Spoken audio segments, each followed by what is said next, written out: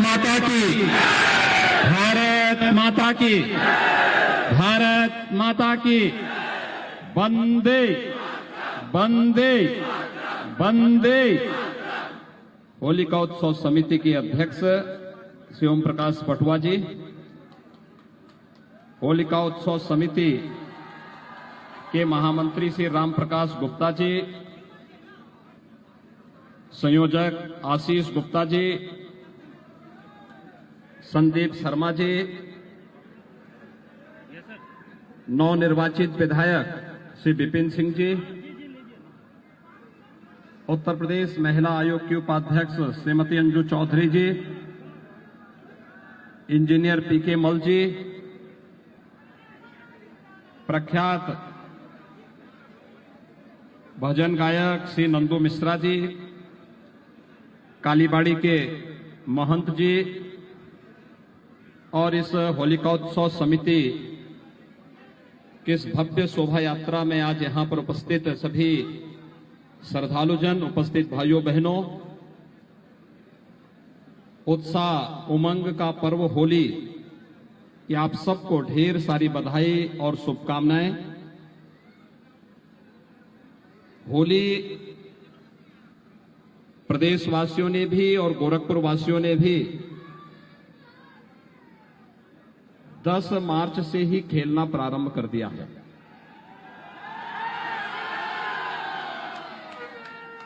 मैं सबसे पहले आप सभी गोरखपुर वासियों को विकास के लिए, सुरक्षा के लिए, सुशासन के लिए एक लोकप्रिय सरकार देने के लिए हृदय से धन्यवाद देता हूं। आप सबके प्रति आभार भी व्यक्त करता हूं।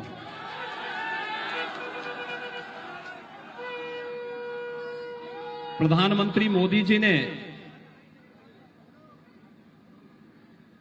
देश के अंदर आज से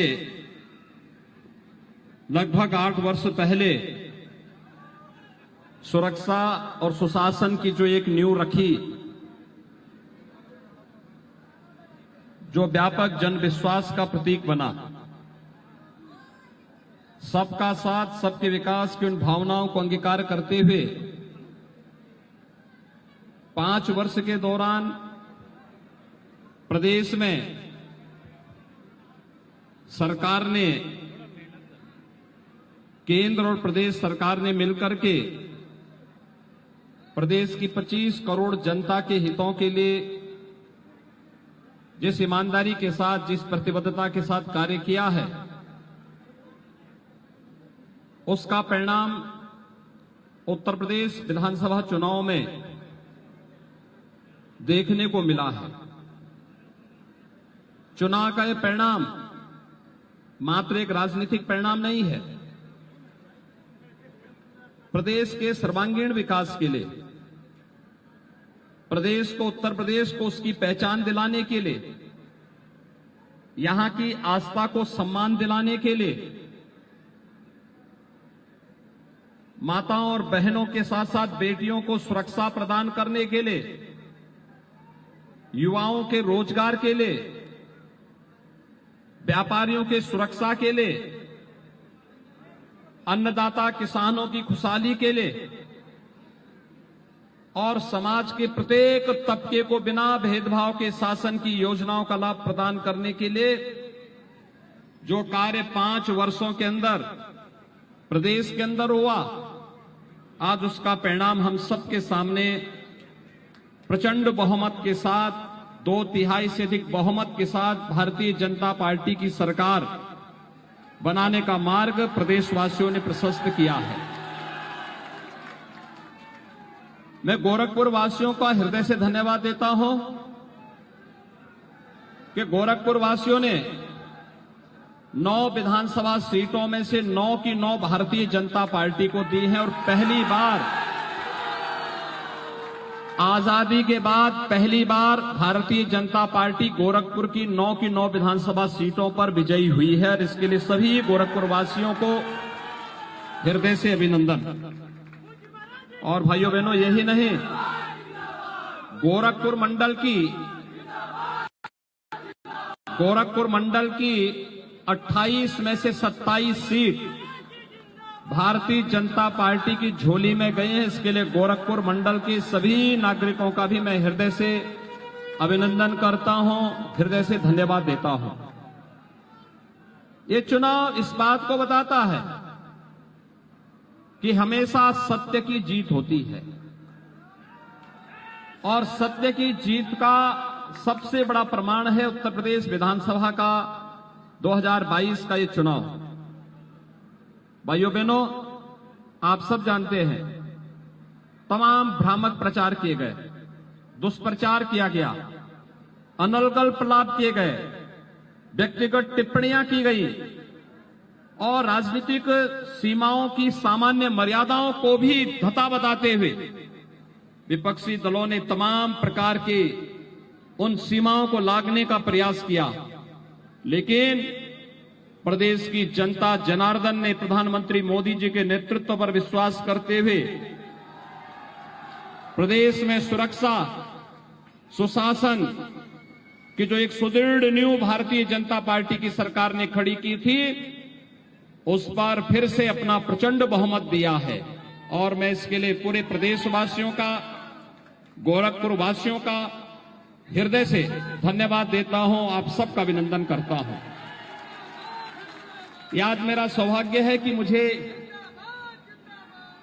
गोरखपुर के इस प्राचीन होलिकोत्सव के इस समारोह में एक बार फिर से आने का अवसर प्राप्त हुआ है। आप सब जानते हैं मैं कई वर्षों से इस कार्यक्रम में भागीदार बनता रहा हूं और कार्यक्रम में भागीदारी का कारण उत्साह और उमंग के पर्व और त्योहार को हम शांति, सौहार्द, उत्साह और उमंग के साथ आयोजित कर सकें, इसके लिए मैं स्वयं भी आपके साथ सहभागी बनता रहा हूं। लेकिन पिछले 2 वर्षों से हम देखते रहे हैं कोरोना जैसी महामारी ने पूरी दुनिया को कैसे अपने आगोश में लिया। देखते ही देखते पूरी दुनिया इसकी चपेट में आ गई। लाखों लोग कोरोना की चपेट में आकर के कालकलवित हुए। लेकिन देश के अंदर प्रधानमंत्री मोदी जी के नेतृत्व में जिस प्रतिबद्धता के साथ कोरोना प्रबंधन का कार्य हुआ है, पूरी दुनिया में उसकी सराहना हो रही है। और उत्तर प्रदेश ने कोरोना प्रबंधन के कुछ नए मॉडल प्रस्तुत किए। हम लोगों ने उत्तर प्रदेश में लगभग 30 करोड़ लोगों को हम वैक्सीन की डोजेस देने में सफल हुए, यानी 30 करोड़ वैक्सीन की डोजेस देने में हम लोग सफल हुए हैं। और अब तो 12 से 14 वर्ष की आयु के बच्चों के लिए भी वैक्सीन आ गई है और कल से वैक्सीन 12 से 14 वर्ष के बच्चों को भी कोरोना महामारी से बचाने के लिए प्रारंभ हो गया है। एक संवेदनशील सरकार जब होती है तो अपने नागरिकों को महामारी से भी बचाती है और महामारी के दुष्परिणाम से भूखमरी की स्थिति भी नहीं आने देती है। आपने देखा होगा कैसे भूखमरी की समस्या का समाधान भी सरकार ने किया। महीने में 2-2 बार फ्री में राशन की सुविधा हर गरीब को मिलना प्रारंभ हुआ। 80 करोड़ लोगों को देश के अंदर, 15 करोड़ गरीबों को उत्तर प्रदेश के अंदर इस योजना का लाभ प्राप्त हुआ। ये सरकार की जिम्मेदारी थी। लेकिन खाद्यान्न तो पहले भी हुआ करता था। पहले खाद्यान्न गरीबों को नहीं मिलता था, खाद्यान्न माफियाओं के हाथों में चला जाता था। आज माफिया किसी गरीब के अधिकार पर डकैती नहीं डाल सकता है।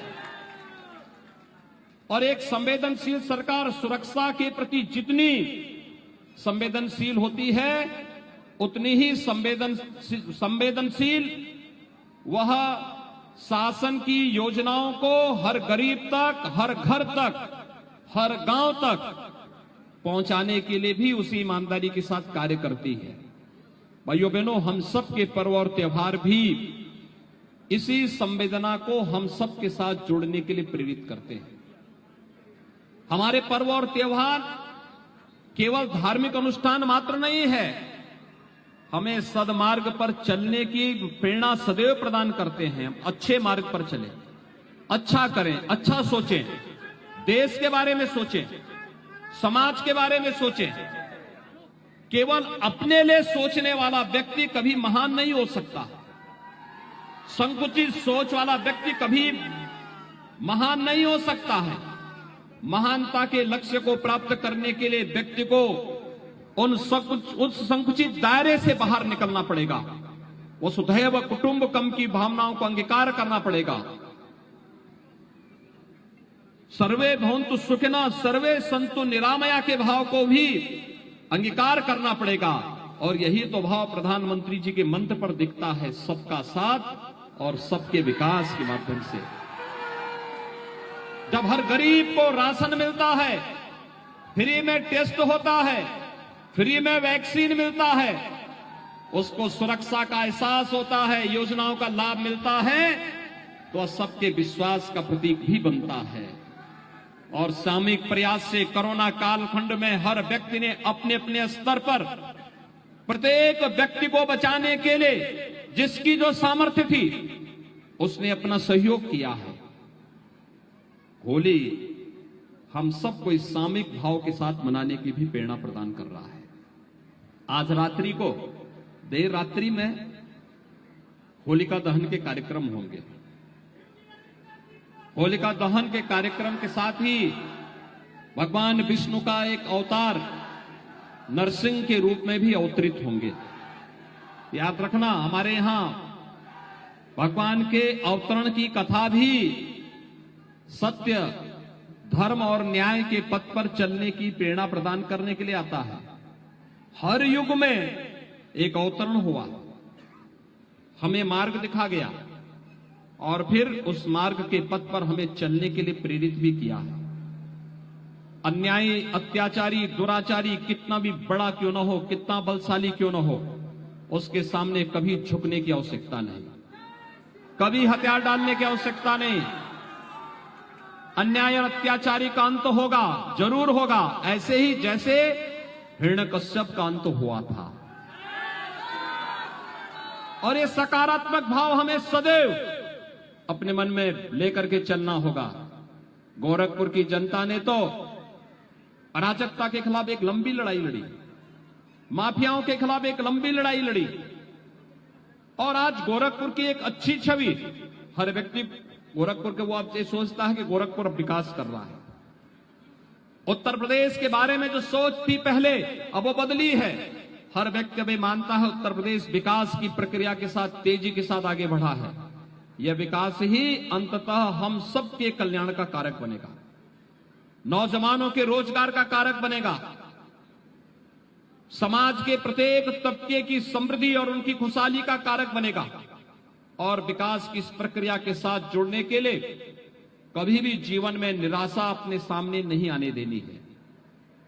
हमेशा उत्साह के साथ, उमंग के साथ, एक सकारात्मक सोच के साथ, लोक कल्याण के विराट भावना को अपने मन में अंगीकार करते हुए, उस विराटता का हिस्सा बनते हुए, जहां अच्छा हो रहा है उस अच्छे कार्य में भले ही सबसे पीछे के पायदान पर खड़ा होने का अवसर प्राप्त हो, लेकिन कभी मौके से चूकिए मत। बुरे कार्य में अगर कभी आपको आगे आने का अवसर प्राप्त होता है तो कभी आगे मत आना बुरे कार्य में। वो क्षणिक होता है, लेकिन कभी उसका परिणाम अच्छा नहीं होता है। और इसलिए सदैव अच्छे मार्ग का अनुसरण करते हुए हमें आगे बढ़ना है। उत्तर प्रदेश को देश की नंबर 1 की अर्थव्यवस्था के रूप में स्थापित करना है। उत्तर प्रदेश को अग्रणी स्थान पर आगे बढ़ाना है। और उत्तर प्रदेश के सभी 75 जनपदों में भी एक स्वस्थ प्रतिस्पर्धा होनी चाहिए।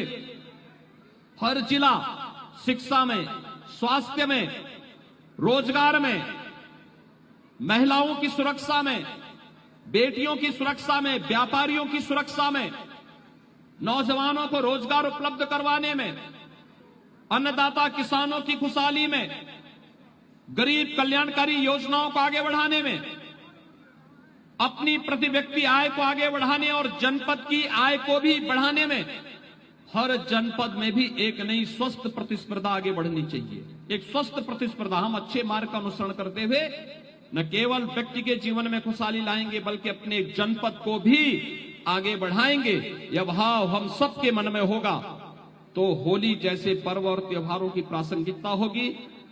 आज रात्रि में होलिका दहन के कार्यक्रम होंगे। मेरी आप सबसे अपील होगी बहुत शांतिपूर्ण तरीके से उत्साह के साथ। याद रखना, जोश में कभी होश नहीं खोना चाहिए, जोश के साथ होश भी हमें होना चाहिए।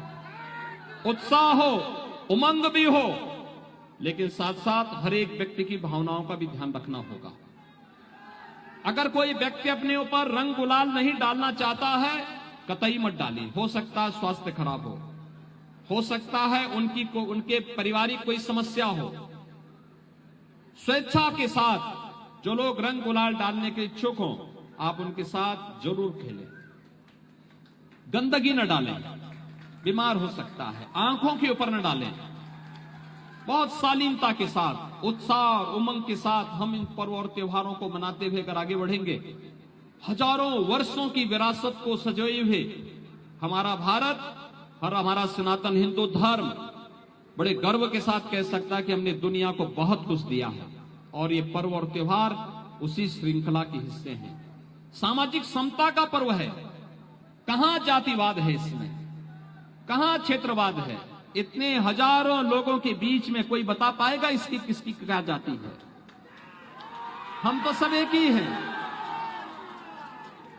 इस संकीर्ण सोच से ऊपर उठना पड़ेगा और विराटता को अपने साथ जोड़ते हुए हम सभी लोग मिलकर के कार्य करेंगे। इस विश्वास के साथ आज रात्रि को होलिका दहन का कार्यक्रम और परसों 19 को रंगोत्सव का कार्यक्रम धूमधाम के साथ होना चाहिए।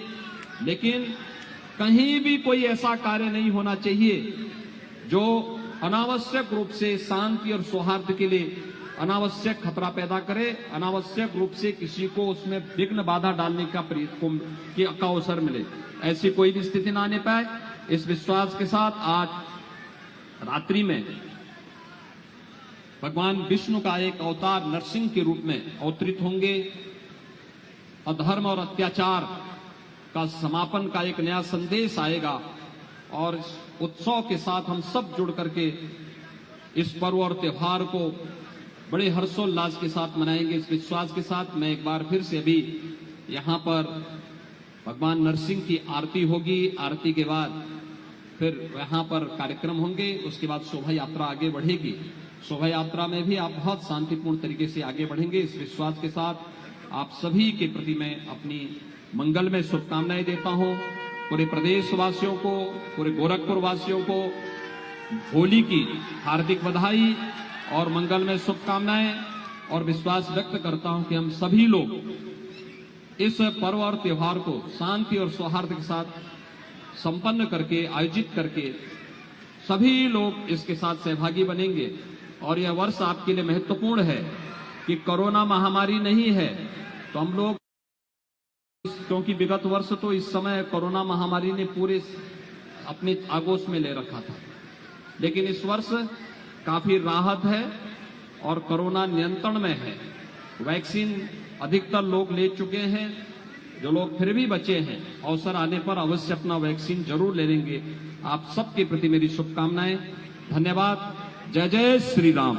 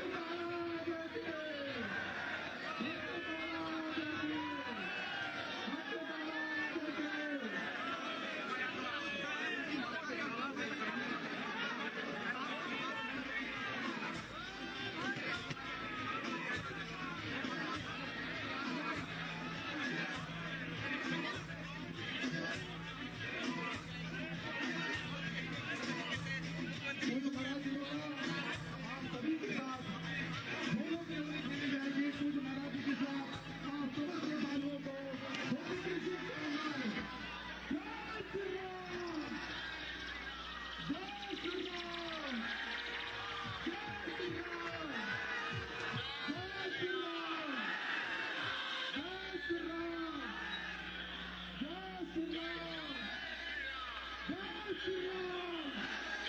योगी जी का स्वागत है, योगी जी का स्वागत है, योगी जी का स्वागत है, योगी जी का स्वागत है, योगी जी का स्वागत है, योगी जी का स्वागत है, योगी जी का स्वागत है।